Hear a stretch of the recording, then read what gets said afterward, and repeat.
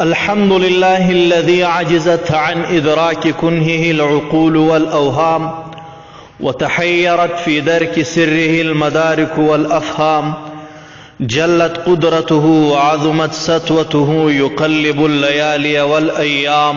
أما بعد، نننی درس به د کرامات اولیاء متعلق وی، خدا به سبق اول وی. نننی درس کې به د درې مباحث متعلق خبره کو. مبحث اول د یو اهم تمهید سره د کرامت لغوی او اصطلاحی تعریف. مبحث دوم د فریق مخالف نظر. مبحث سوم د کرامت بعد الوفات منکرینو ته د علامه عبدالغنی نابلسی رحمه الله یو بهترین جواب.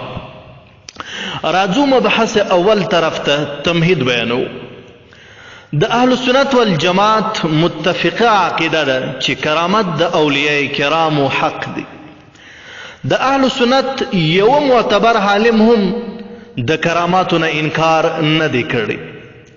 اوسنی حالت کې ډیر خلک د بزرگانو اولیاء کرامو د کراماتو انکار کوي. انکار خلاصه کې بلکې بعض د ادب څخه خلاص کسان کراماتو باندې ملنډي او مسخره کوي. باید دا خبره مو په ذهن کې وي چې مسأله د کرامات اولیاءو د انتهایی اهم مسائلو څخه ده.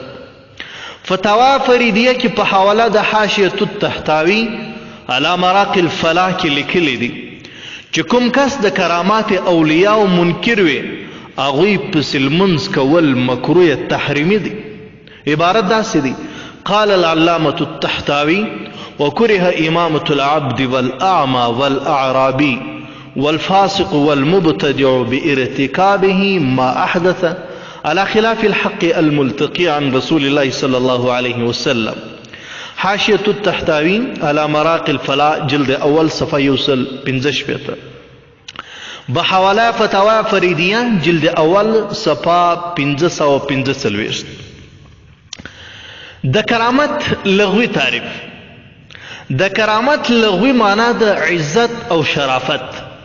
ځکه چې کرامت د ولی لپاره د عزت او د شرافت سبب جوړیږي، نو په دې وجه ورته کرامت وایي. د کرامت اصطلاحی تعریف.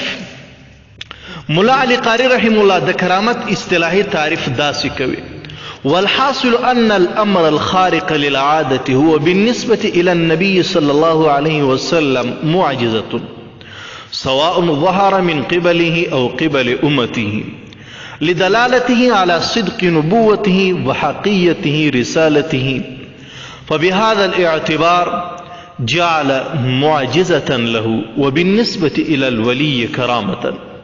شرح الفقه الأكبر للملا علی قاری صفحه اویا طبع قدیمی.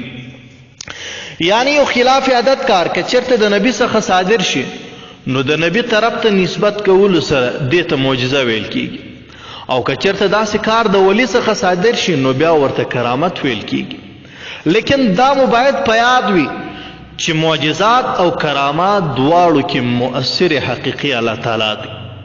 در اصل د کرامت په باب کې عوامو ته یو زبردست مغالطه لدې وجه لاحقه کیږي چې دوی کرامت براه راست د ولی یا بزرگ فعل ګڼي، حالانکه خبره قطعا داسې نه ده. کرامت وی او که معجزه د دواړو کې مؤثر حقیقي الله تعالی دی، فقط د نبی یا ولی لاس باندې ښکاره شي. علما د متکلمینو د کرامت په تعریف کې کله چې د خارق للعادت قید ذکر کوي نو د عادت څخه عادت الله مراد اخلي. دې باندې ښه ځان پوهېږي. علما د متکلمین د کرامت په تعریف کې کله چې د خارق للعادت قید ذکر کوي نو د عادت څخه عادت الله مراد اخلي، ځکه چې د الله تعالی بعضې کارونه مخالفا للعادت وي او بعض امور موافقا للعادت وي. ګوره، اولاد ورکول والا ذات الله تعالی دی. عادت د الله تعالی داسې را روان دی چې د مور و پلار په مجامعت سره اولاد پیدا کیږي، او زمونږ عقیده ده چې الله تعالی قادر محض دی. دې باندې قادر دی چې ښځې ته بغیر د مجامعت نه اولاد ورکړي، لیکن دا د الله تعالی عادت نه دی. البته کله کله د خپل عادت خلاف هم کوي اظهارا لقدرته تعالی. یعنی دی کې د الله تعالی مقصد یو خو د خپل قدرت اظهار دی او دوهم خلقو ته دا خودل مقصود دی چې ټول زندگی ما د عادت موافق زوجینو ته اولاد ورکاوي. هسې نه چې د خلقو اذهانو کې دا خبره راسخه شي پخه شي چې اولاد ورکولو کې د زوجینو منځ کې هیڅ مؤثر حقیقي نشته. نو له دې وجې الله تعالی د خپل عادت برخلاف بیبي مریم علیه السلام ته بغیر له خاوند زوی ورکړي او حضرت آدم علیه السلام یې بغیر د مور و پلار پیدا کړي. همدارنګه الله تعالی اور کې د سیزلو تاثیر پیدا کړی دی موافقا لعادته تعالی. دا د الله تعالی عادت دی چې کوم کس اور ته لاس وروړي نو د هغه لاس بسوځي خوا که هغه کس نیک وي یا بد. لیکن کله کله د دې خپل عادت خلاف هم کوي لکه چې حضرت ابراهیم علیه السلام یې په سره اور کې سلامت پاته کړي. دلته باید تاسو دا نقطه ذهن کې وساتئ چې دې اور کې د حضرت ابراهیم علیه السلام روغ جوړ سلامت ساتلو کې هم مؤثر حقیقي الله تعالی و نه حضرت ابراهیم علیه السلام. که مو دا نقطه په باب د کرامت کې ذهن کې وساتل نو انشاءالله هیڅ مشکل او اعتراض به درته پیدا نشي. مؤثر حقیقي یقینا چې الله تعالی دی. البته دا خلاف عادت کار د حضرت ابراهیم علیه السلام لاس باندې ښکاره شو نو اوس به دې ته معجزه د ابراهیم علیه السلام وایو. راځو مبحث دوم طرف ته یعنی د فریق مخالف نظر.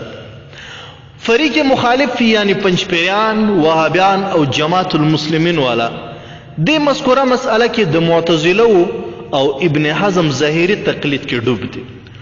دوی کرامات د اولیاء نه حیاتن مني او نوافاتن مني.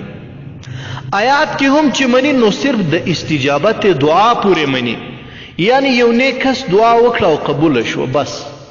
د دین علاوه نور اقسام د کراماتو دوی شرک ګڼي حالانکه دوی فکر نه کوي چې حضرت عیسی علیه السلام کومه دعا کړې ول احیی الموتى باذن الله یعنی زه مړي د الله تعالی په اجازت سره ژوندي کوم. دلته به منکرین آخر څه جواب کوي ګوره مړي خو ژوندي کول کار د الله تعالی دی نه د یو نبی وغیره. دا دوی باندې څوک اعتراض کولی شي چې حضرت عیسی علیه السلام مړي څنګه ژوندي کول دا خو د الله تعالی کار دی. ګوره در حقیقت د حضرت عیسی علیه السلام مړي ژوندي کولو کې مؤثر حقیقي الله تعالی و. د حضرت عیسی علیه السلام طرف ته د دې نسبت مجازي دی. د هم دې نسبت له وجې دا د حضرت عیسی علیه السلام معجزه ګڼل کیږي. نو عام عادت د الله تعالی خدا دی چې یو ځل چاته مرګ راولي نو هغه بیا نه را ژوندی کوي دنیا ته نه رالیږي. لیکن کله کله د دې خپل عادت خلاف هم کوي لکه د عیسی علیه السلام په لاس چې مړي را ژوندي کول. دې کې مقصد څو اظهارا لقدرته تعالی وکرامتا لذلك شخص. رابشو مبحث سوم طرف ته. بعض خلک وایي چې مونږ کرامت منو لیکن کرامت بعد الوفات هیڅکله نشو منلی. د علامه شامی رحمه الله استاد علامه عبدالغنی نابلسی رحمه الله یو کتاب لیکلی دی په نوم د الحدیقة الندیه شرح طریقة المحمدیه. د دې کتاب آخر کې 40 صفحاتو باندې مشتمل یو رساله ده په نوم د کشف النور عن اصحاب القبور. علامه نابلسی رحمه الله د دې رسالې صفحه 23 باندې لیکي وای کوم کسان چې وایي زه د ژوندي کس کرامت منم لیکن د بعد الوفات کرامت قائل نه وای تاسو د دنه تپوس وکي چې د ولی ژوند کې کله چې د لاس باندې کرامت ښکاره شو دغه وخت کې ته مؤثر حقیقي خالق ګڼي او که دغه ولی که چېرته وایه چې ولی دی نو مشرک شوې ځکه کراماتو کې مؤثر حقیقي هر وخت الله تعالی دی. او که ته دا وایه چې مؤثر حقیقي هر دم هر آن هر وخت کې الله تعالی دی نو ګوره ولی خو اوس وفات شو او خالق باندې مرګ نه راځي. څرنګه چې د ولی ژوند کې الله تعالی د ولی لاس باندې کرامت ښکاره کړي ولی ته عزت پې ور وبخي همدارنګه د ولی د وفات نه پس هم الله تعالی دې باندې قادر دی چې د دې ولی کرامت ښکاره کړي، بعد الوفات د خلکو نگاه کې دته عزت وروبخي. ځکه الله تعالی باندې خو مرګ نه راځي، هر وخت حیات وي، نو دی د ولی ژوند کې هم کرامت ښکاره کولی شي او د ولی وفات نه پس هم د خلکو نگاه کې د خلکو په نظرو کې دی ولی ته عزت وربخلی شي په شکل په صورت د کرامت کې. د کرامت متعلق چې کوم دلایل دی هغه به انشاءالله را روان درس کې بیانوو. وآخر دعوانا ان الحمد لله رب العالمين.